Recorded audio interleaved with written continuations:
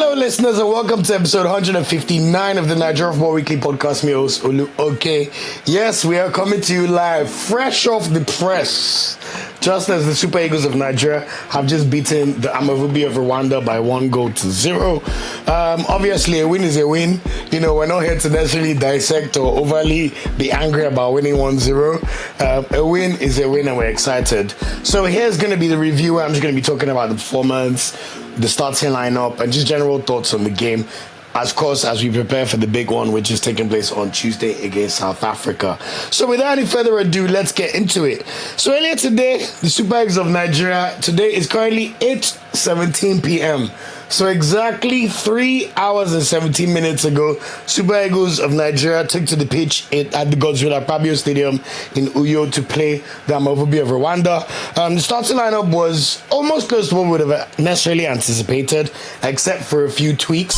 So we saw Stanley Nwabali continue in goal, and then our fullbacks were Bruno Yemachi and Ola Aino. In the center of defense, we actually saw Calvin Bassey start, and also Benjamin Frederick, the young 19-year-old, started in place of the Super Eagles captain William Troost-Ekong. So that was definitely a surprise. But we must also mention that Frederick did make a very, very good account of himself on the big stage. His first competitive start for the Super Eagles. In midfield, we saw Wilfred Ndidi and Frank Onyeka start in a double pivot. A bit surprising because I thought Onyeka was a lock to play, but it is what it is. And then we had a back starting attacking trio of Moses Simon on the left wing, Ademola Lookman on the right wing. It will be in the middle, all playing behind Victor Osimhen. So that was the starting lineup for the team. And then, unfortunately, one thing to first mention before we get into it, Osimhen got injured after 30 minutes, which is obviously very scary for the Super Eagles, considering his importance to the national team and how much of an amazing player he is. So that was a bit of a tricky situation we had to deal with in this game against the Amavubi. But in terms of the summary of the game, Nigeria dominated this game from start to finish. We had 8 shots on target, 4 shots off target, so 12 shots in total, whereas our opponents had 4 shots in the entire game. We also dominated possession, 60% possession to 40%, 4 corner kicks to 1, and generally you have to say that Nigeria is very dominant in this game. There might have been 1 or 2 instances in the entire game where you'd say the Super Eagles defense was threatened by Rwanda, but that's expected. Now, what we must confess is the first half was horrible. Just put that in your mind and take it from me. The first half was nothing to be written home about. It was honestly a shocker. If you watch the live stream of the podcast, you've seen my tone, my feeling. You would have thought someone broke my heart. That's how sad I was after the first half. We were rubbish. Like, there's no even point even trying to be nice about the way we played in that first half. You know, I think the Osimhen injury definitely took a lot of sting out of the team as well. You know, when you see your best player get injured in such a crucial World Cup qualifier for you, you could just see that the players' heads just dropped down for a little 5-minute spell, you know. And then between Osimhen's injury and halftime, Nigeria did not really know what we're doing in terms of our attacking prowess or the way to even go about attacking wise with Cyril Desas playing. However, the good news is that in the second half, we saw some amazing things happen, especially with the introduction of Tolu Arokodare. That was a big, big one for the Super Eagles, and definitely was the big change and catalyst that changed the way our performance went throughout the rest of the game. Now, a few things to also mention. Nwabali made some very confusing decisions. If there was VAR, for example, he could have been sent off, you must say. 3 different occasions where he did questionable things based on his temperament. I don't know if he got a bit too excited because maybe he knows some of the Rwandan players from playing in the South African League, but you would like to see a player just understand the pressure and the intensity of the situation and know when to just like calm down and take things easy. So that was quite interesting to say. Also, when you look at the way Nigeria played, who was playing on the right wing in the first half? Even though Lookman and Osimhen were both on the pitch, we didn't really have any threat through the right wings through the first half at all. And it just looked like we even looked confused and convoluted in our play, to be honest. And that was something that was really, really sad to see. But as I said, the Osimhen injury changed a lot in terms of the confidence and the composure of the team. The good news is in the second half, we saw Ademola Lookman finally moved to the right wing of the pitch, and Moses Simon finally moved to the left wing of the pitch. And then we started to see some signs of creativity, some belief. And then just to help with the belief of the team, Nigeria finally scored in the 50th minute, just 5 minutes after the second half started. Fantastic goal by Arokodare. You have to also give him praise for his work in the build-up. Him and Bruno Yemachi combined effectively. You know, he was reminding me of Giroud, like, you know, the right touches, the right layoffs, and giving the ball to Yemachi. Yemachi then squared the ball back to him, and then he kicked the ball, but the goalkeeper parried it. It went straight to Lookman. Lookman then shot the ball. The goalkeeper caught the ball and just made a hash of it and threw it in the air.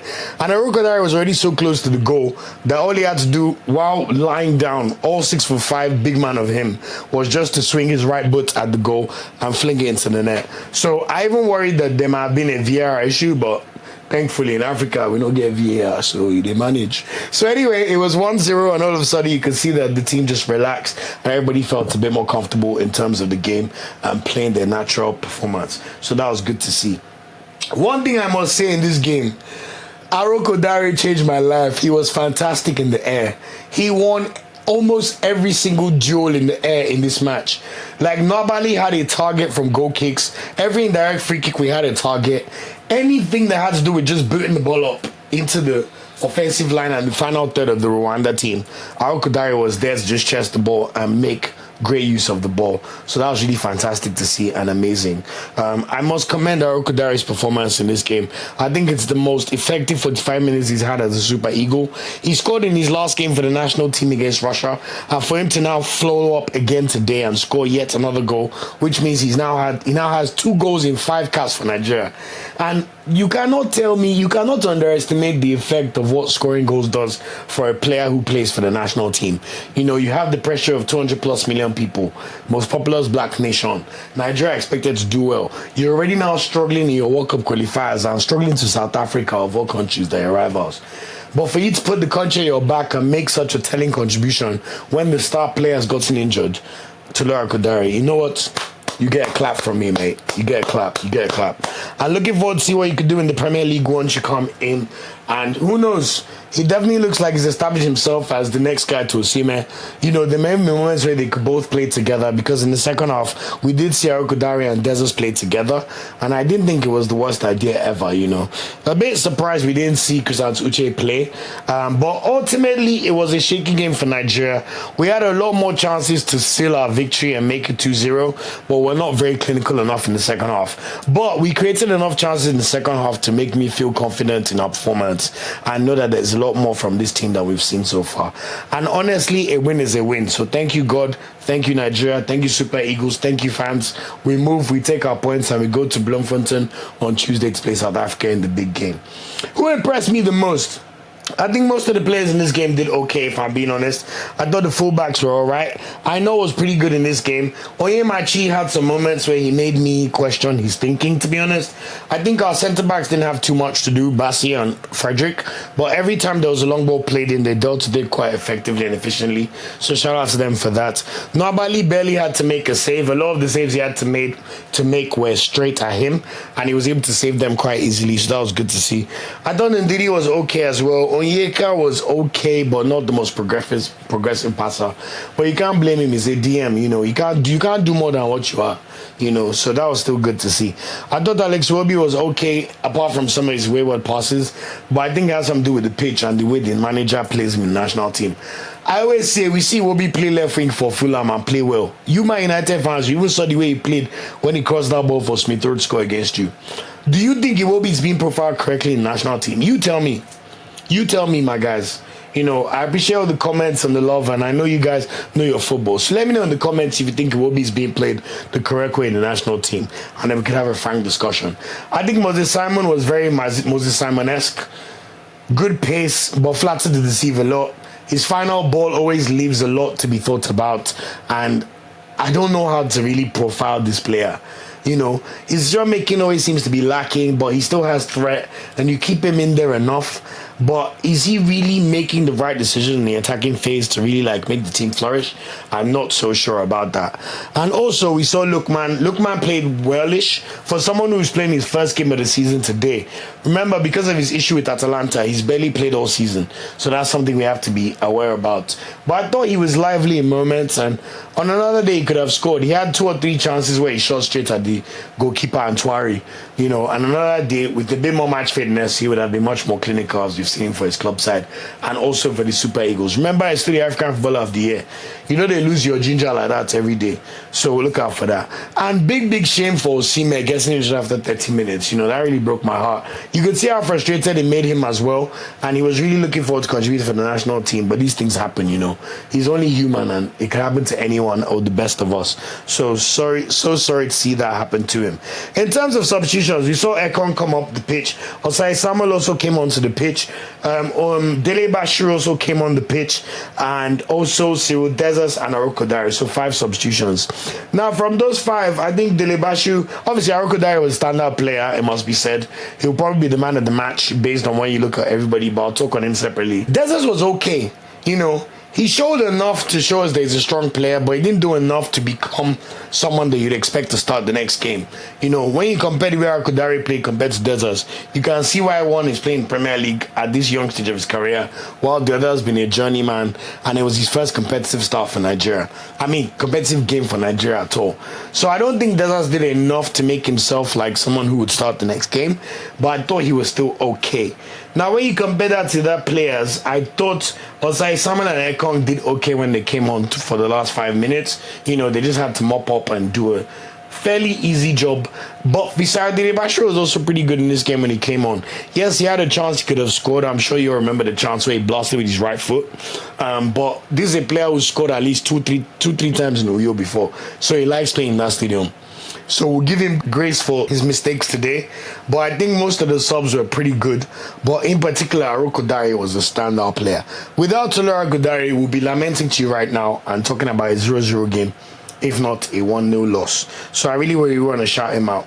Arokodare, as I said already, when it comes to aerial duels, making the right decisions, even his ground play, making the right decisions in terms of knowing when to pass, knowing when to be in the box, knowing when to take the ball down. He also was the perfect outlet for Nwabali. Whenever there was a goal kick or an indirect free kick, he knew that he could just boot it straight to Arokodare, and all 6 for 5 of him, I'll be honest, he won 95% of his aerial duels. It was too easy for him, and it was amazing to see. So well done to Arokodare, and long may it continue for the Super Eagles of Nigeria. I thought Olaino and Benjamin Frederick were also pretty decent in the center, in the defense. Olaino's usual self, lively, did not lose any duels. You could also see him grow into the game as the game continued to progress, in terms of him being sure about his performance and just really dealing with any defensive actions he had to do. Even after Arokodare scored, you could see the confidence in terms of him taking the ball and just being more confident driving forward.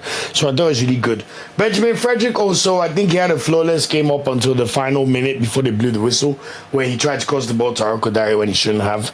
But, you could see he's a ball-playing defender. He trusts himself. This is a player where you can tell Nigeria are doing a project of trying to fast-track him and build him up as a centre-back to play for the national team, even before he's necessarily ready based on club football. Because as I've said, he's got less than 20 career appearances in his career. That's way too low to be starting for Super Eagles. But when you think about the pressure points he had in the summer and the way he delivered for the Super Eagles, you have to give him kudos and say well done to you, Benjamin Frederick. So that was amazing to see. So really shout out to him. So I think in general most players did okay, and we created enough chances to make this a 3-0 or a 4-0 game. So we take the 1-0 win. We dust ourselves off and we say face South Africa on Tuesday. So well done. Now, where does this result leave us in the group standings? We're now 3rd in the group officially with 10 points after 7 games. 2 wins, 4 draws, 1 loss. We have a goal difference of +2. We've scored 8 goals and conceded 6. South Africa remain top with 16 points, 5 wins from their first 7 games, with 1 draw to Nigeria and 1 loss, which was to Rwanda, I believe. And then Benin are second with 3 wins from 7 games, 2 draws and 2 losses with 11 points. So, is there any hope? Are we confident here in South Africa? Of course, we're going to be doing a special preview of the game for South Africa, which I'll be recording tomorrow. I've also got a South African to come and give the perspective from the South Africans on the podcast, and also a Nigerian to give his view on the game. This one's a big game. Obviously, the two AFCON semi-finalists who played last year. So massively looking forward to that. So watch out for the preview of the Nigeria vs South Africa game, taking place on Tuesday, 5 p.m. in Bloemfontein in South Africa, remember. So we'll do that preview. Look out for that video. I expect it to do pretty good. And let me know all your thoughts. Also, remember, give me your hot takes on the game against Rwanda that just took place. Let me know your thoughts. We want to react to them and let you know what our thoughts were on everything. Who do you think performed well? Who do you think did not perform well? What your opinion on the structure of the team or the tactical setup? Let me know in the comments. So until next time, I've been your host Oluoke. Remember, we're Nigeria Football Weekly on all of our channels except Twitter, where we're at NFWPOD. Ultimately, the Super Eagles did not shame us today, and we're grateful for that. We take the 1-0 win against Rwanda, and we go ahead and we look forward to playing South Africa. So I'll see you on the next episode of this podcast. Remember, we're going to do a live watch-along for the game against South Africa as well. Shout out to everybody who subscribed and watched the live watch-along today. Really, really enjoyable and fantastic stream, and long may it continue. So until next time, I've been your host Oluoke, and I'll see you on the next episode of Nigeria Football Weekly. Take care, ciao, ciao, and enjoy your evening. Remember, go and listen to that Rema song, fun. Go and have fun. Nigeria have won. It's time to enjoy. I'll see you on the next episode of the podcast. Ciao, ciao. Thanks for watching this video. Please like, share, subscribe, and click the bell to get a notification whenever we drop the video. You can also find our social media channels listed below. And of course, up Super Eagles and Nigeria no dey ever carry last.